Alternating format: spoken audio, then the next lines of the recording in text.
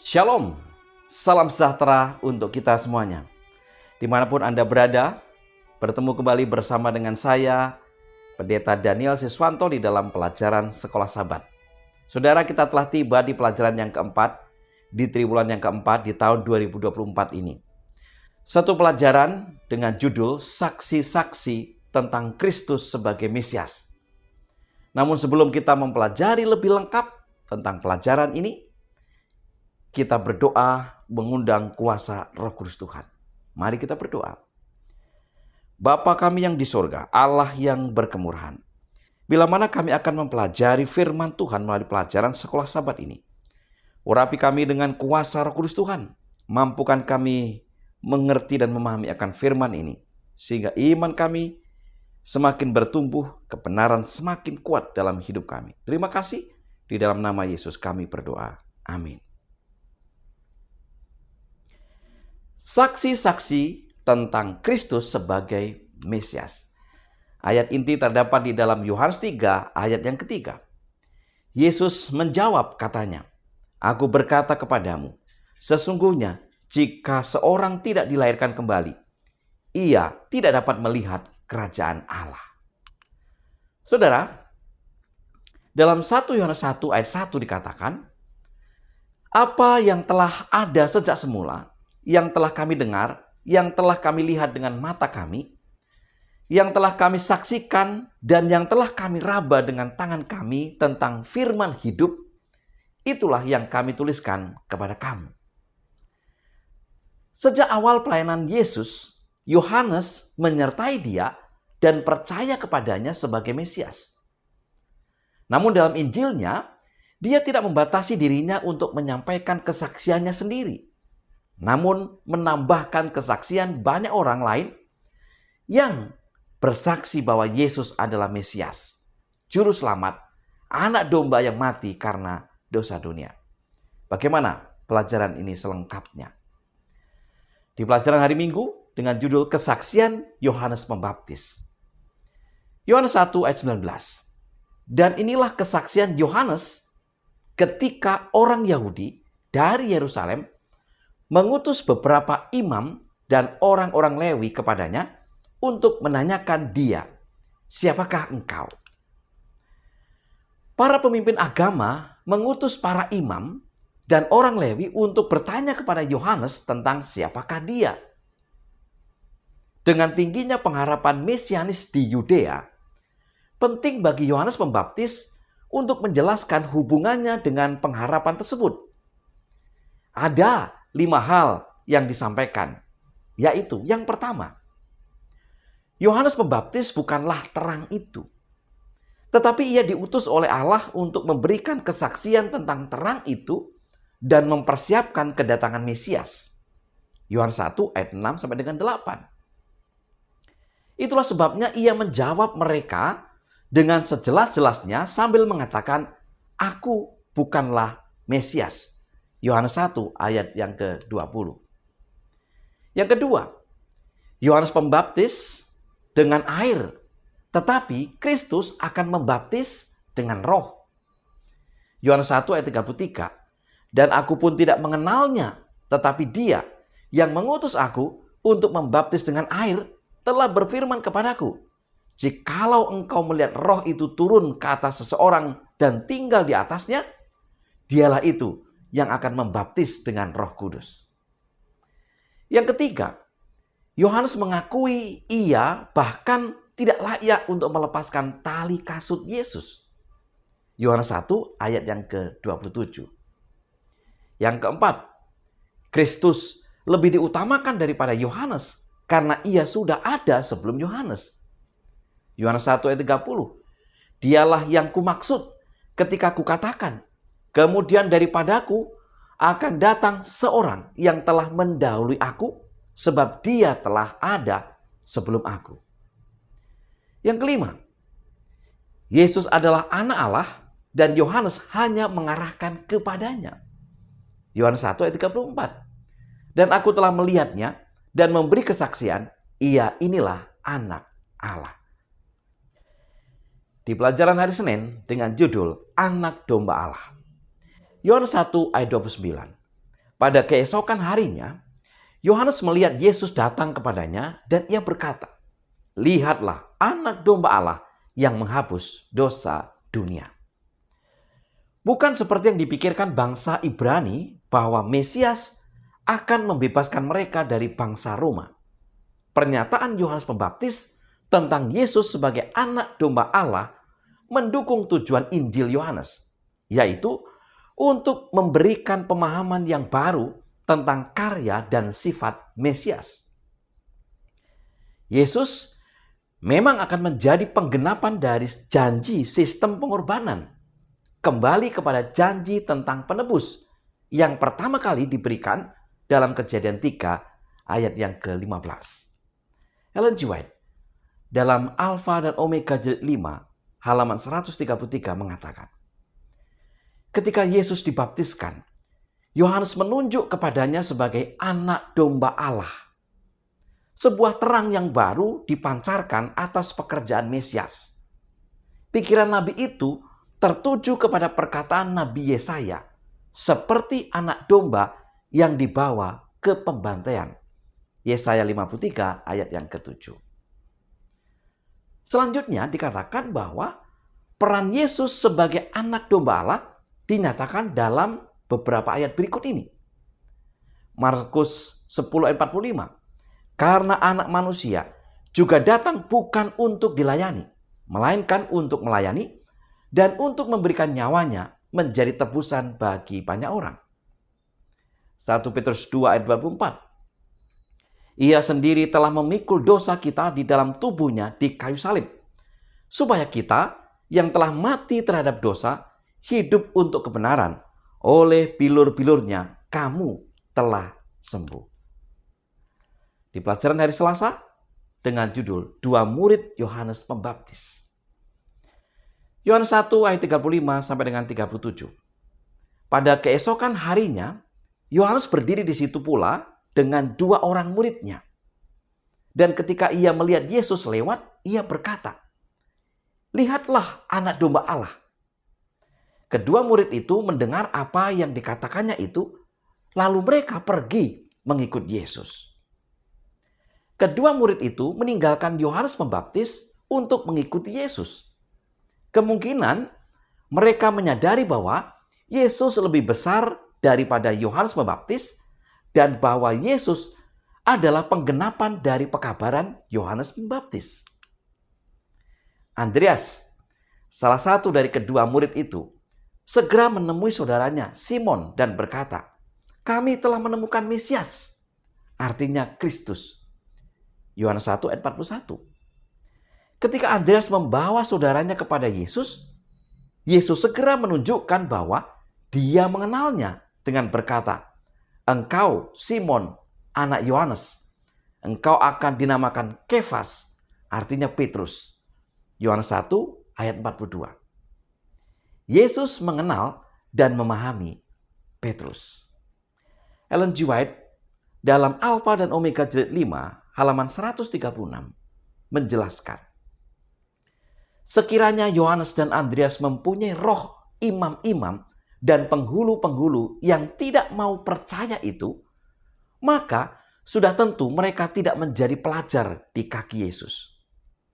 Mereka itu pasti akan datang kepadanya selaku ahli kritik untuk menghakimi perkataannya. Tetapi bukan demikian halnya dengan kedua murid yang mula-mula itu. Mereka telah menyambut panggilan Roh Kudus dan pengajaran Yohanes Pembaptis. Kini mereka pun mengenali suara guru semawi itu. Penerangan ilahi dipancarkan atas pengajaran perjanjian lama. Pokok-pokok kebenaran yang banyak seginya tampak jelas dalam terang yang baru. Di pelajaran hari Rabu dengan judul Filipus dan Nathanael. Saudara, segera setelah Filipus menyambut panggilan Yesus untuk mengikut Yesus, Filipus memperkenalkan Yesus kepada sahabatnya Nathanael. Kepada Nathanael, Filipus menyebut Yesus sebagai Dia yang ditulis oleh Musa dan para nabi yang menambahkan namanya Yesus dari Nazaret. Penyebutannya tentang Nazaret memicu reaksi yang tajam dari temannya. Nathanael tampaknya berprasangka buruk terhadap kota kecil Nazaret. Yohanes 1 ayat 43-46. Prasangka dengan mudah membutakan mata untuk melihat orang lain sebagaimana adanya.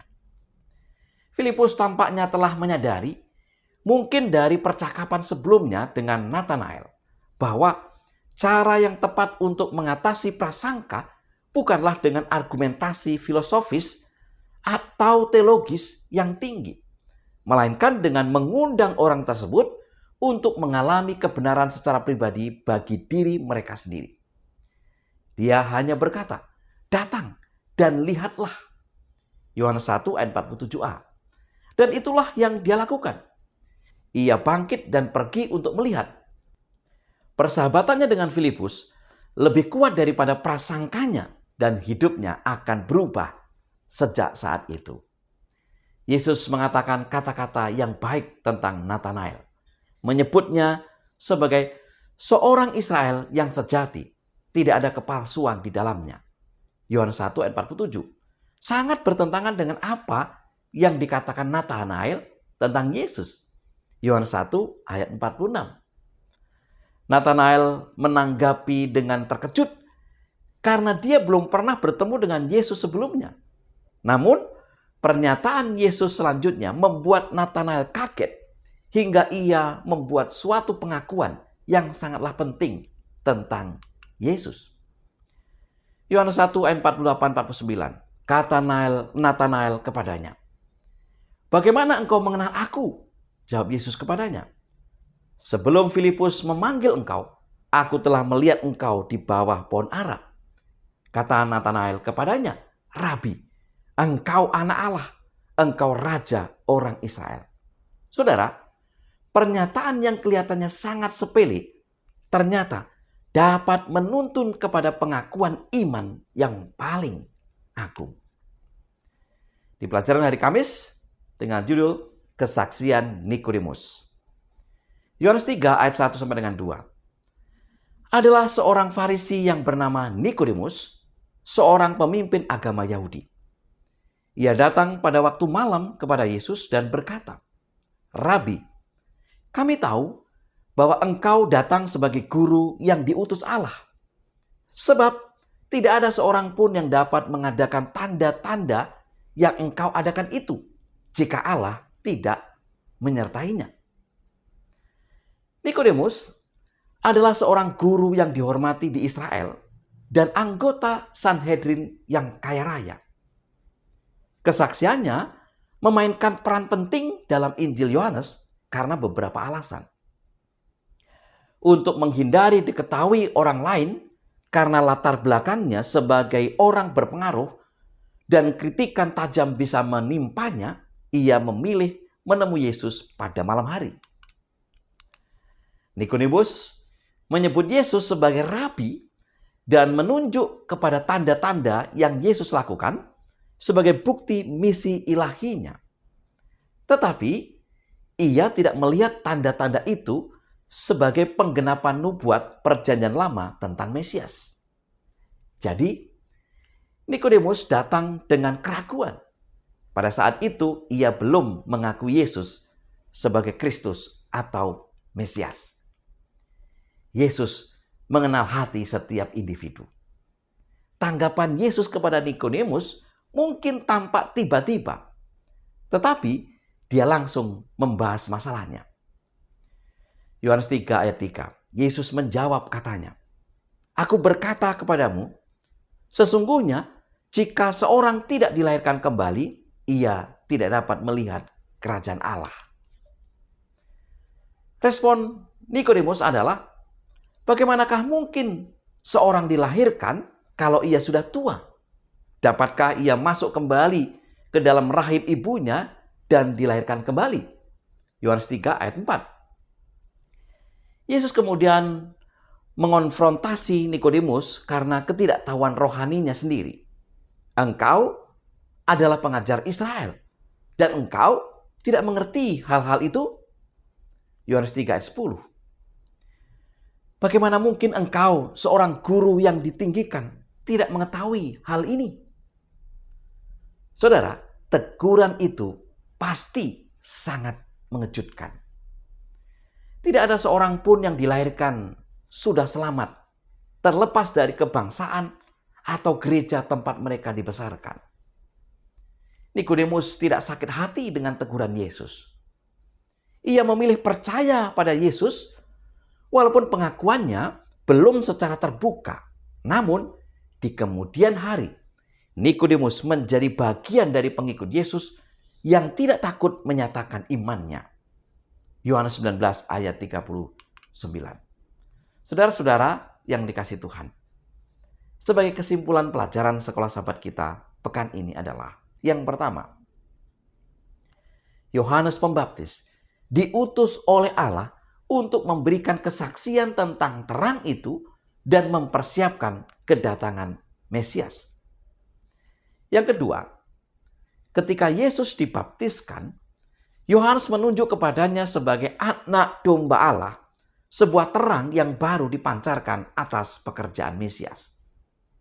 Yang ketiga, Yohanes dan Andreas mengikuti Yesus karena mereka menyambut panggilan Roh Kudus dalam pengajaran Yohanes Pembaptis.